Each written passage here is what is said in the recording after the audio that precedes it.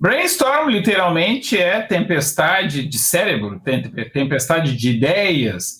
É uma reunião na qual as pessoas são convidadas a não dizer só o óbvio, né? Não dizer aquilo que é o seguro, que já é bem estabelecido. É uma abertura em grupo para se discutir. Pode ser individual, em tese, mas o conceito tradicionalmente está associado a debater com várias pessoas ideias malucas, vamos dizer assim, das quais pode surgir uma perspectiva nova. Quando tu tem que resolver aqueles exercícios matemáticos ou geométricos, né, geralmente tu tem que pensar coisas malucas, tu tem que pensar de uma perspectiva inusual. Então o brainstorm é um procedimento coletivo de se abrir para o inusual, né? Do qual geralmente não sai nada, só sai bobagem.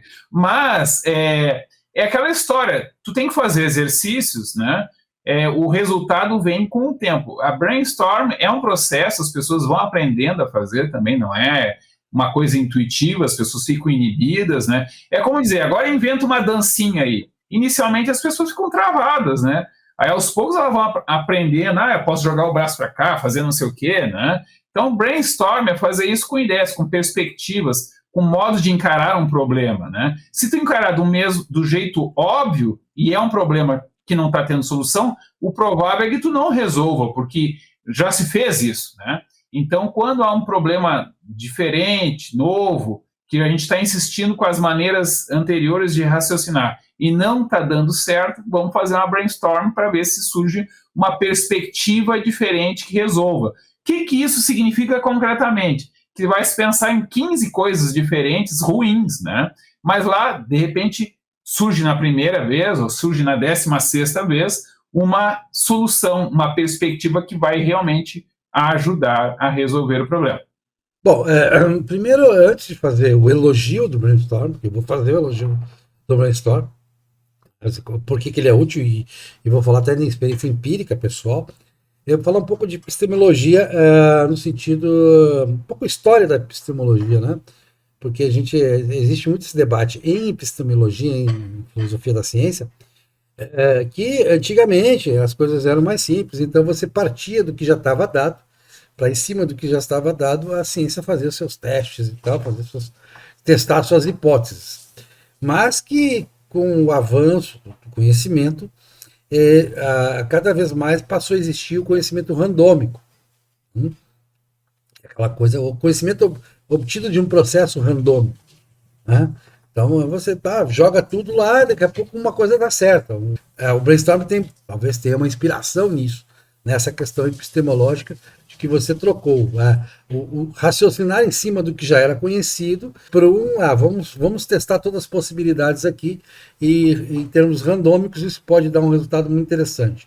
Você pode achar uma solução a partir de uma tentativa randômica de acertar. Agora, o brainstorm na vida real, a filosofia das empresas e dos negócios. Eu sou um grande praticante disso há muito tempo, desde que entrei no Vamos pensar fora da caixa, como se dizia. Em português existia essa expressão. Vamos pensar, o nosso negócio é esse aqui, mas o que a gente poderia fazer diferente nele, ou o que a gente pode fazer de completamente diferente? O que a gente pode construir a partir do conceito novo, desde que a gente possa, claro, efetivar isso. Né? A viabilidade. Primeiro você expõe a ideia, para depois fazer o teste de viabilidade. Nós temos isso aqui, mas nós precisamos de um novo produto, de um novo conceito, precisamos repensar as possibilidades. A modéstia à parte, eu sou exímio nisso, eu consigo sentar e pensar. E, claro que uma noite de sono ajuda muito. Né? Você pensa, joga todas as ideias, eu faço muito isso, eu faço o brainstorm dentro da minha cabeça. Tem uma noite de sono, no dia seguinte as ideias começam a ter algum ordenamento para tornar aquilo possível, tornar aquilo, criar uma ideia, uma concepção mesmo. Mas às vezes leva uma semana e tal. Tem tempo nesses processos também. Mas aí, claro, a primeira coisa que eu quero, meu primeiro anseio, é me reunir com pessoas que também saibam pensar, ou que não saibam pensar muito também, não importa, mas que tenham a visão do negócio, a visão que possam dar opinião sobre aquilo. Tem gente que não vai poder dar opinião, ou vai ficar com medo da opinião também, eu não vou dar opinião. Eu penso, isso aqui eu não vou dizer, eu vou dizer que está tudo bem, vou ter medo de opinar, ou não vou saber opinar, Para quê? Para fazer a validação. Isso é muito importante. Quer dizer, você joga um dado. Em ciência, isso é muito. Quer dizer, deveria ser, a gente já discutiu aqui os problemas da validação por pares. Né? Por exemplo, tem um programa aqui sobre validação por pares. Você tem apontado isso.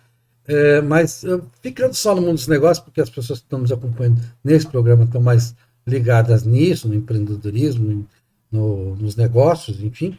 O brainstorming é uma boa ideia. Sempre existiu, é verdade.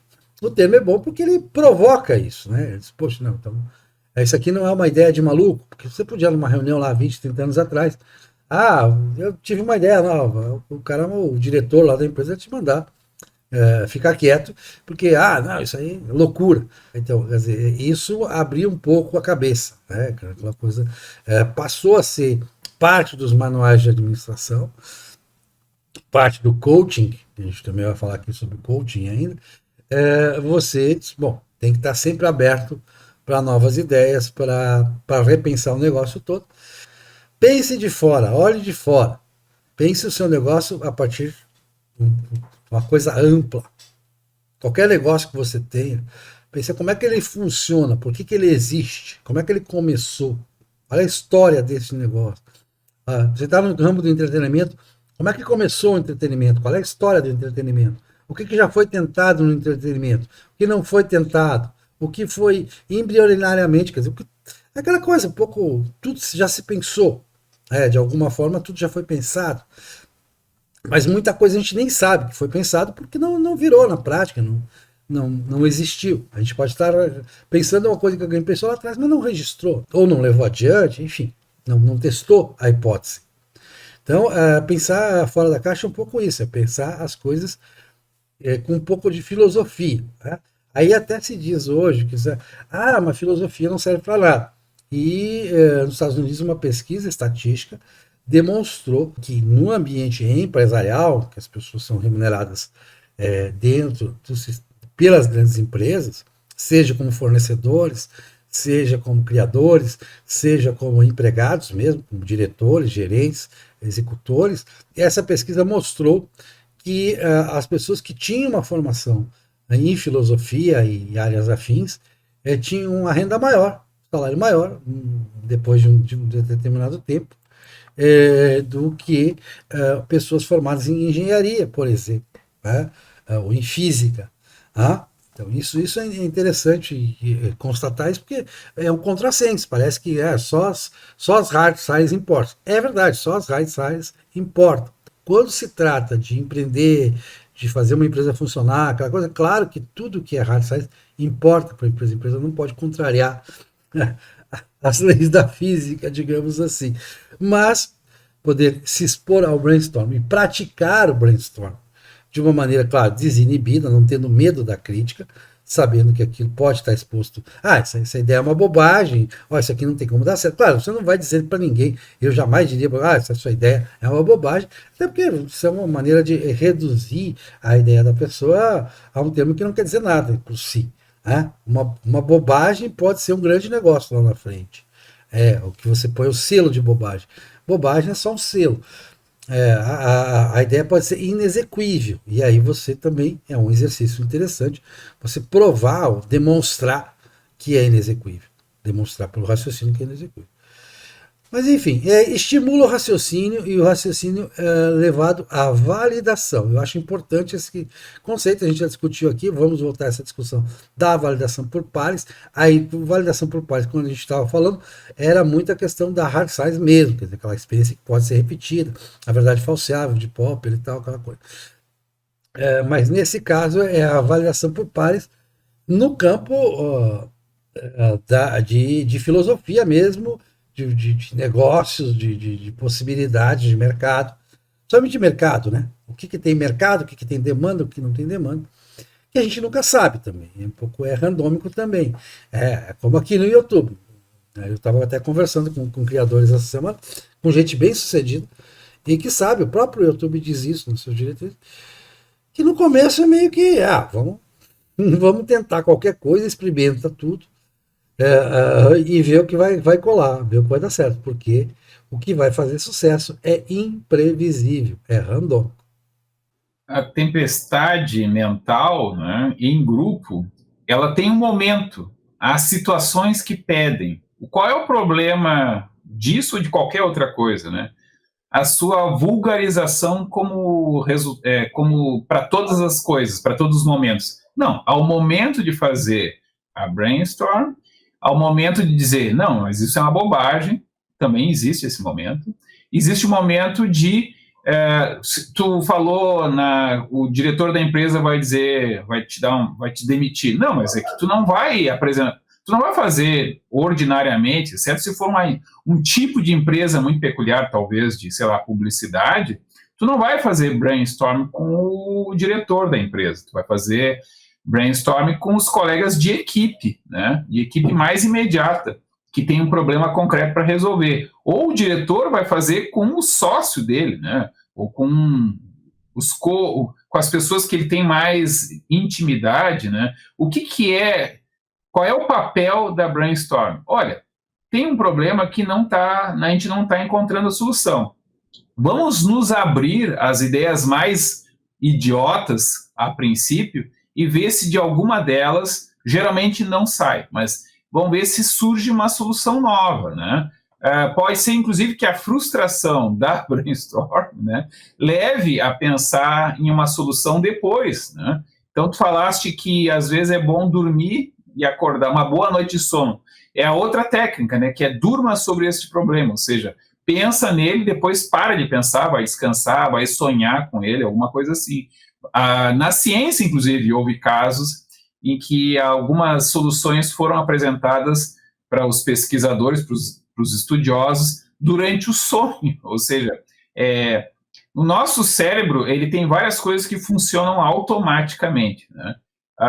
É como tentar lembrar. Como é que tu faz para lembrar de alguma coisa? Tá, tem técnicas que podem ajudar. E quando não vem, o que a gente faz? A gente relaxa e deixa vir. E geralmente acaba vindo, né? Não consigo lembrar o nome de fulano de tal. Relaxa, deixa de tentar lembrar o nome, que daqui a pouco o nome provavelmente vai vir, né? Pode ser que não venha e pode ser que haja até um problema de saúde relacionado a um problema emocional. Mas, de modo geral, a ideia é que, olha, às vezes não adianta insistir, não adianta pensar com força, isso não vai resolver, né? Ouvir bobagem, ouvir música, a série House tem muito isso. O House é um médico meio maluco, né? Que alguém diz uma bobagem, ele faz uma associação que ajuda ele a resolver o problema. Então é um pouco isso. E ele tem as brainstorms altamente punitivas, né? Alguém diz uma coisa e diz, não, isso é uma idiotice. Ele diz isso, mas as pessoas vão se acostumando. Então não te preocupa, né? Se tu tem uma equipe com a qual tu tem uma certa intimidade, não adianta tu não dizer que é idiotice, que a pessoa vai saber que tu vai puni-la se elas disserem alguma coisa que tu não gostar. Nem é que seja uma idiotice, é que tu não gostar. Se, ao contrário, tu deixar claro que mesmo dizendo que é uma idiotice, tu tá aberto e tu mesmo vai dizer algumas coisas que tu vai chamar de idiotice, as pessoas vão entendendo qual é o teu vocabulário. O que tu quer dizer com idiotice? Aqui eu estou fazendo uma crítica à questão de que palavras ferem microagressões para todos os lados e todo mundo se ofende com tudo. Sim, as pessoas se ofendem com tudo, mas elas têm que parar de se ofender com tudo. Meu maior problema sempre em brainstorm, acho que é um caso empírico pessoal, é exatamente isso que você acabou de falar. Ou seja, as pessoas se sentem ofendidas porque elas expuseram uma ideia e aí você, bom, peraí, deixa eu, ou a chamada, né? Deixa eu revisar essa ideia e deixa eu propor algo diferente, baseado, eu vou decupar a sua ideia, eu gosto muito da palavra decupar também, decupar, ou seja, quebrar em partes, né, aquilo que foi proposto. E diz, bom, mas aqui eu acho que a gente pode trocar uma peça aqui. A gente pode mexer nisso aqui. E aí a pessoa se sente ofendida porque você mexeu no brinquedinho dela. Né? Ela criou um brinquedinho. Então você tem que ter os dois lados. Você tem que ter a desinibição, saber que você. E tem que ter um ambiente para isso também. O diretor da empresa conta muito nisso.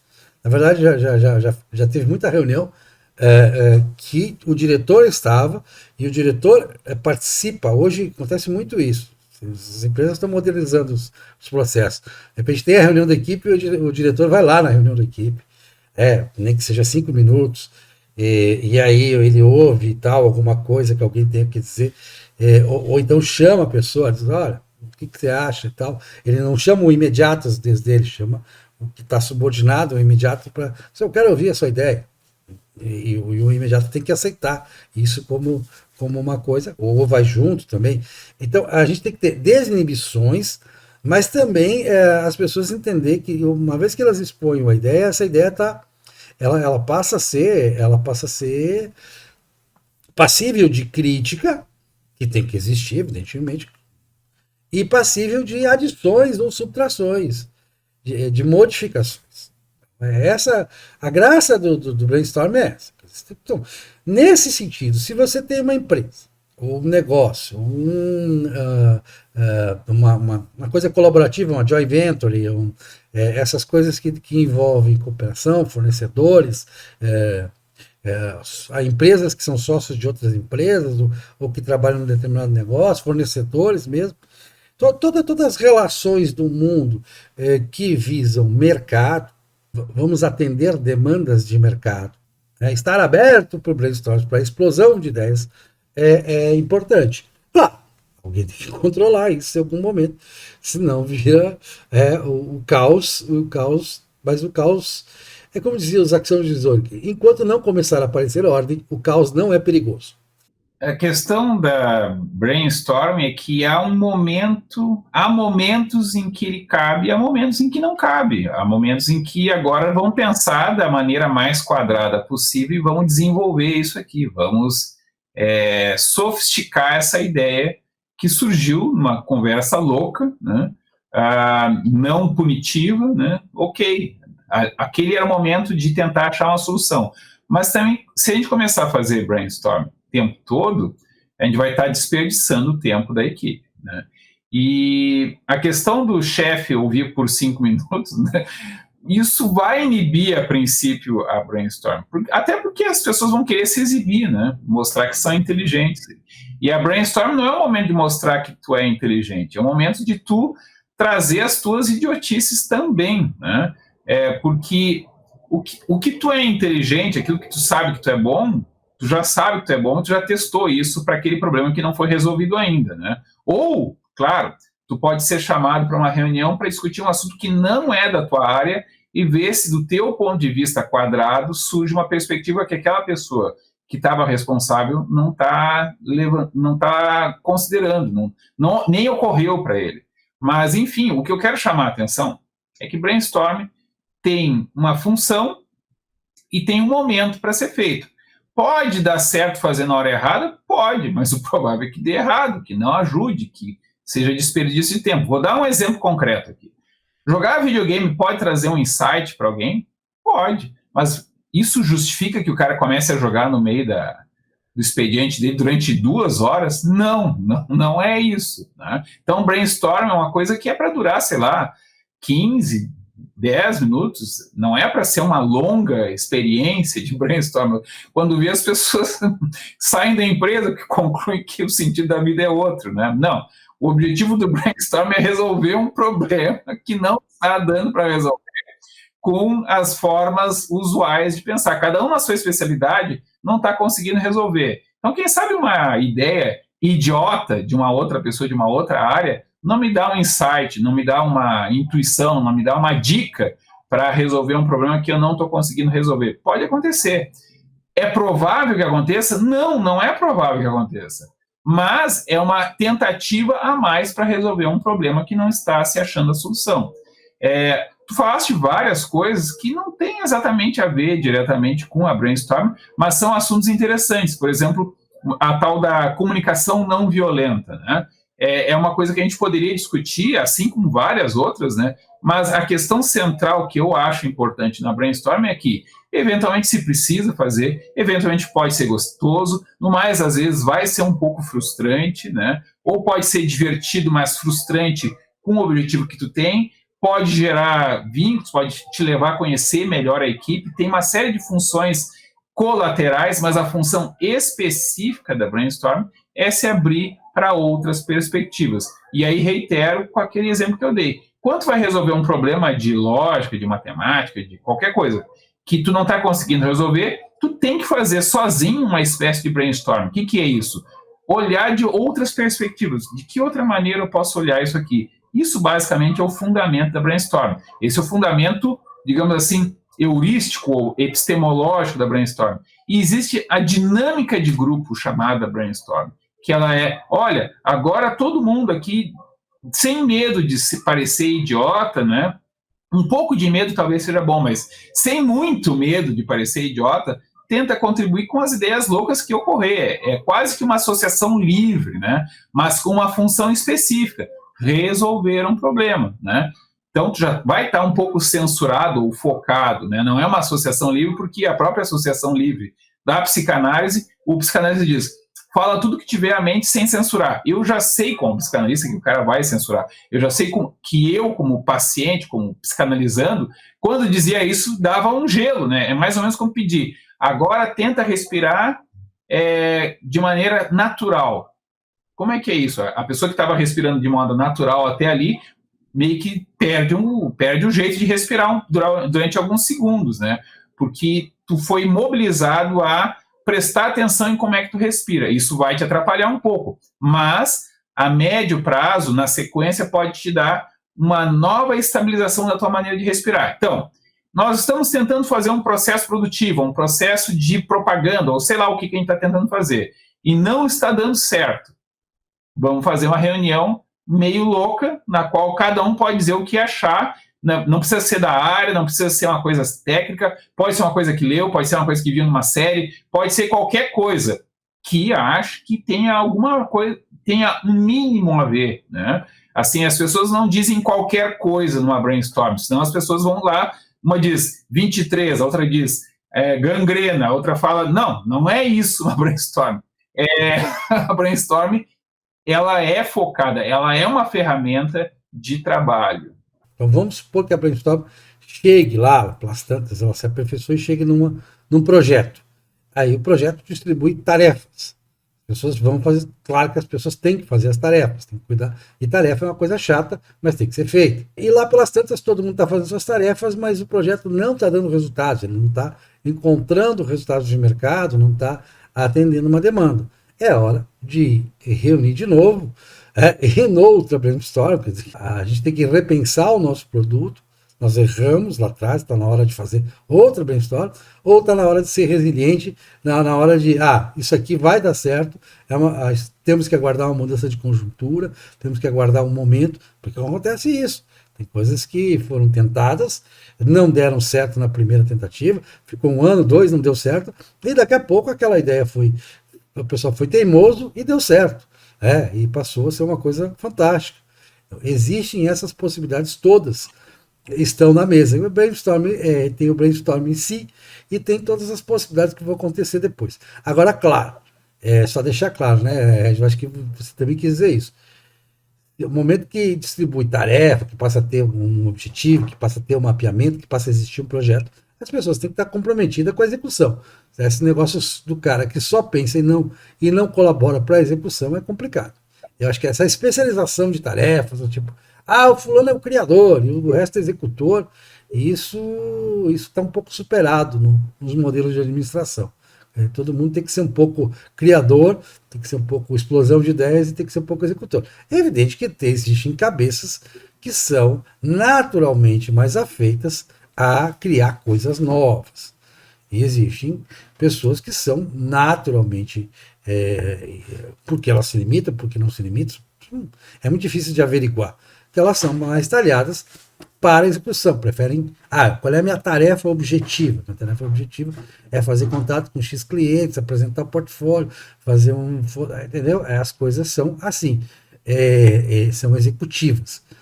Faz parte, eu acho que uma boa empresa, um bom negócio, uma boa sociedade, que tenha esses elementos todos, mas que cada um interaja com o outro também, respeitando, claro, o outro, mas sem estar preso à sua própria função. Minha função é só executor. Não existe hoje mais função só executor. O executor tem que te ajudar a pensar. Como me disse já um capitão de indústria, já me disse, quem mais me ajudava a pensar era o vendedor. A tarefa dele era vender. Mas ele me trazia sempre demandas novas, ele me trazia feedback, ele me trazia. Na simplicidade dele, ele não entendia muito do. Às vezes, quer dizer, tem que entender um pouco, claro. Mas ele não tinha um conhecimento técnico, químico da empresa, do processo industrial. Mas ele trazia coisas sobre o produto, sobre o que ele estava vendendo, sobre as expectativas do cliente, sobre o mercado, que me ajudavam a pensar a empresa como um todo, né? A ajudar a pensar o meu produto, a refinar o meu produto, a torná-lo melhor, as minhas estratégias de, de, de tanto industriais quanto. Quer dizer, enfim, aquela coisa. Não, claro, eu detesto falar em holístico, coisa parecida, eu acho isso meio termo, né? A bobajona, né? A expressão. Que as pessoas fazem disso, as coisinhas bem tati-bitati. Mas é um pouco isso, quer dizer, um pouco tá todo mundo pensando nos objetivos gerais do negócio e nas possibilidades gerais. Não. Algumas pessoas vão só cumprir a tarefa e é o que precisa delas e é o que elas conseguem fazer e pode ser valioso. Outras pessoas, esse caso aí do como é que é, barão da indústria que ouvia o vendedor, não era o vendedor que estava conversando com ele e trazendo numa brainstorm coisas novas. Não, era ele que estava curioso e foi perguntar para a pessoa certa. Quem é que pode me dar um retorno sobre como é que os clientes, como é que é o transporte, a demora, o que está atrapalhando, o que está ajudando? É o cara que está lá na ponta. Poderia ser um vendedor, podia ser alguma outra pessoa, podia ser nem uma pessoa da empresa, pode ser uma pessoa que ele conversa na rua. Mas aqui tu está falando da pessoa que está prestando atenção no que lhe interessa. Aqui eu discordo de que isso seja um exemplo de brainstorm, não é brainstorm. Ele está focado e ele está aberto para ouvir, mas a brainstorm especificamente é uma espécie de reunião, né, na qual as pessoas são convidadas a pensar de maneira não usual, de dizer coisas que normalmente não diriam, né? Por que elas não diriam? Porque elas têm uma tarefa para cumprir, porque elas têm uma respeitabilidade a manter, e é a pessoa que não entender que a hora que terminou a brainstorm tem que parar de fazer isso, ela tem problemas, talvez tem que dar um puxãozinho de orelha nela. Punição, não, vai ter que ter um momento de punição, porque se não houver a punição, vai ter outra, a empresa vai quebrar, o cara vai ser demitido. Então, o cara que for amigo desse vai dizer, não, o momento de dizer essas coisas é na brainstorm. E a brainstorm termina uns 5, 10 minutos depois. E aí, se tu pensar alguma coisa, tu até pode escrever, comentar, mas tu não vai levar aquela ideia louca que tu leva para brainstorm. Tu vai levar uma ideia que tu surgiu na brainstorm, surgiu no espírito de brainstorm, mas tu já vai levar ela polida. Então, existe uma série de peculiaridades. Eu acho que a especificidade da brainstorm, ela existe. Não é qualquer coisa, não é qualquer reunião, não é coisa maluca para se dizer sozinho ou numa reunião. A brainstorm é para resolver um certo tipo de problema. Pode-se fazer isso fora da brainstorm? Pode-se, né? Mas é uma questão assim de precisa. A questão que eu estou tentando chamar a atenção é que há um momento para fazer a brainstorm, há um momento para fazer a tarefa, há um momento de, agora eu tenho que me livrar dessa pilha de papel, essa pilha de dados, tem que tabular, alguma coisa assim, para até depois poder fazer uma brainstorm a partir do material organizado. Pode ser que precisa desorganizar, quem sabe se a gente tabular de uma outra maneira, isso nos vai trazer, mas não é o tempo todo. Não é o tempo todo para fazer brainstorm. A brainstorm tem uma especificidade. Se a gente perder isso, né, não precisa mais falar brainstorm. Então é um modus operandi permanente, constante? Não é isso, né? Tu pode dizer, não, o meu modus operandi, a minha maneira de pensar as coisas inclui isso. Ok, pode ser assim. Mas a brainstorm é uma das coisas que tu faz para resolver certo tipo de problema. Não é o tempo todo, não é qualquer coisa.